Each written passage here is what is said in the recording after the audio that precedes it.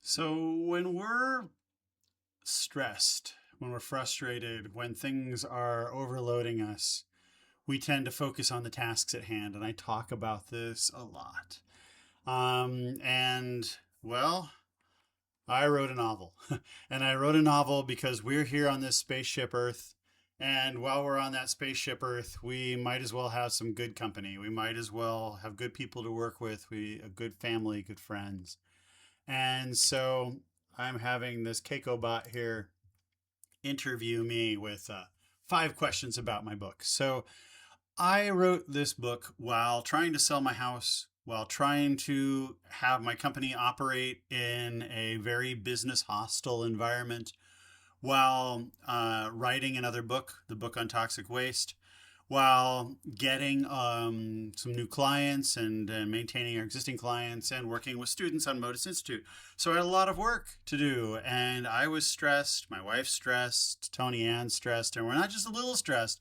Like right now, there's a lot of stress going around, and when that happens, like I said, you double down on the next ticket that's in your board. You don't double down on it generally by writing a novel, but creativity and emotion and expression are the things that keep us alive, that keep us human, that keep us focused, that keep us able to go on to the next day without cracking. And we don't always make it, and none of us are immune to this, and so we all crack from time to time. But I found that I was thinking about this character, Laura Marquez, and she's kind of like this kind of like alternate reality version of me, kind of urban planner, systems designer kind of person. And she's living in this world. And in this world, there are oligarchs and giant crazy corporations and things that happen, right?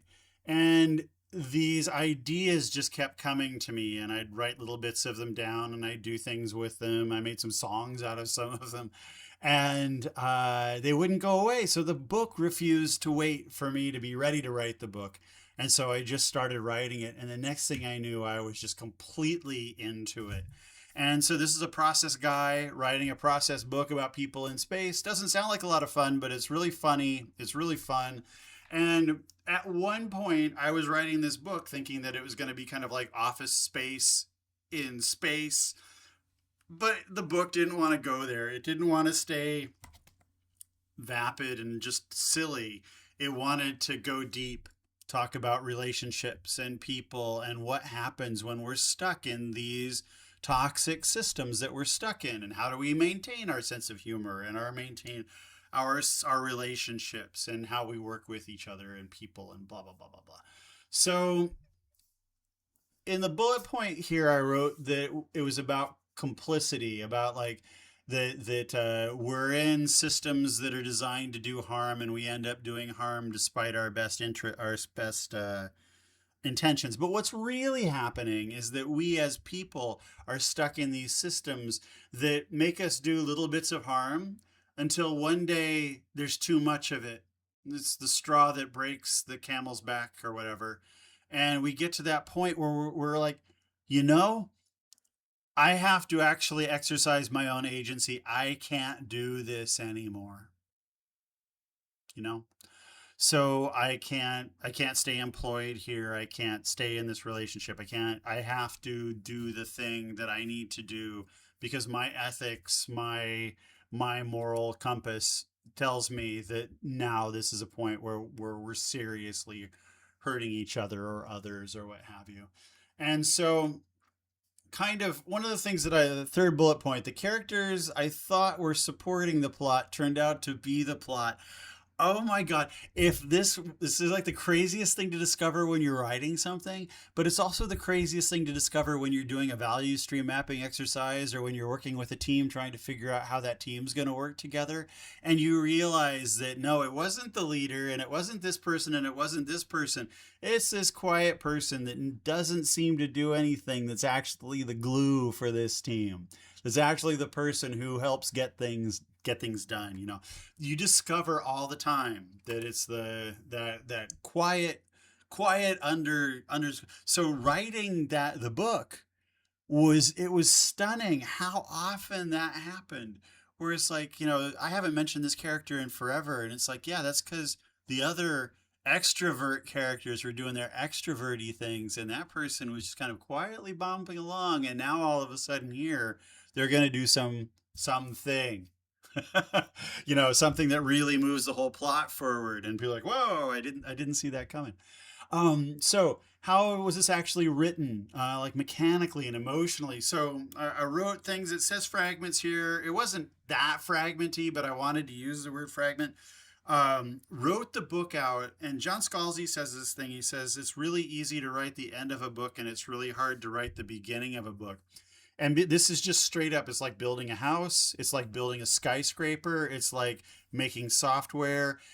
Evolutionary design means that you really know what your product is at the end, but you didn't really know at the beginning. And the thing about a book is that the book comes as a complete unit. It's got the beginning and the middle and the end. So when you're done, you can't say, oh, wow, I ended up here. That's cool. You have to go back to the beginning and say, oh, I ended up here. And now the beginning of the book doesn't make any sense at all because the characters pivoted so many times through the book that by the time you get to that ending, you have to go back and really craft the beginning of the book to make it logical for you to end up at the end of the book. And imagine if we could do that, with our plans.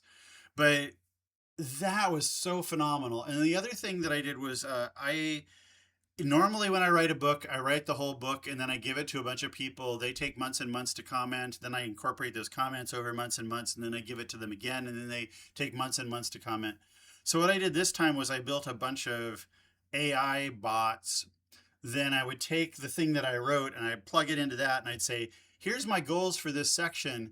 And then they would come back and Deming would say, well, as a systems thinker, I think you're crazy like this. And Buckminster Fuller would say something. And, all of these like, um, filters, I guess, would come back and they would say, here's things you need to look at in order to really tighten up this prose, this text, this storyline, this character arc. And the rapidity of that, the speed at which I could get that feedback, man, I could write something, I could get some feedback right away, then go back and write something else and then get some feedback right away and then augment it a little bit and then get some more feedback. And that speed meant that then when I gave things to people like Kathy Gill, who is like the patron saint of this project, I gave her the book and she tore through it and then gave me beautiful line edits all the way through.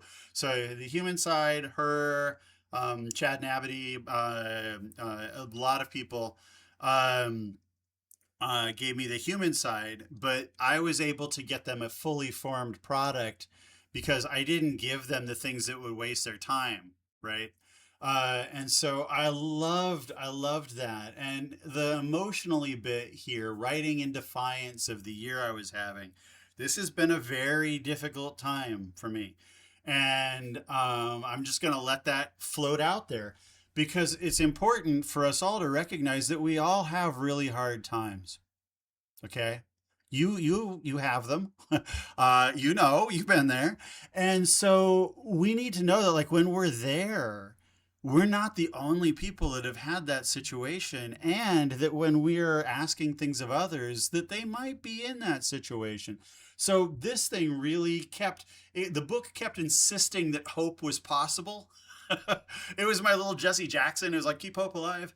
And so even when I wasn't feeling hopeful, the book was pulling me through to that hopeful place. Super helpful. Okay. Then I'm trying to get this done, trying to make this a 10-minute video. I swear I am. This book thinks about systems. I'm a systems thinker. Right there, there's the quote. Every system is perfectly designed to get the results it achieves. Attributed to Deming, said by many people. The thing here is that in all of these different worlds that I've been in, what I have learned more than anything else is that every system does achieve the, no matter how ineptly, the results that it does. And if we don't like those results, we can change the system. So we changed the AIDS crisis. We've changed so many things over my lifetime for the better. Right now, we're in a bad place. We don't have to stay here. We can get back to a world that actually believes in trade, that actually believes in nations speaking to each other, that actually believes that Americans should be free to live their own lives. And so I think that this book deals with all of those issues in a really funny way. So it's a very funny book. Last one. What kind of community am I hoping to build? Well, I'm hoping to build the kind of community that Tony and I have been trying to build or have been building for the last 15 years. I want to continue to work with people who are thoughtful, who are interested in building interesting businesses, interesting ideas, interesting things, interesting art, making those things a reality, and making those things a reality because it has good process, because it has good culture, because it has people who know what they need to do, what they can do, how they can help, and that the system isn't stopping them from doing the right thing. So where do the tomatoes grow? How do we get the right thing to happen at the right time with the right people?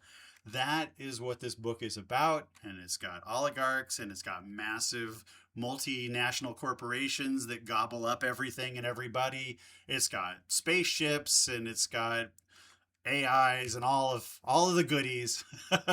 And so we're all on this ship together. I would love it if you could come and help out. So the pre-orders are up on the titanots.com site. There's also some games there for you to play. I had a fun time creating this site. Please go check it out. Thank you all for being part of this community. I really appreciate you.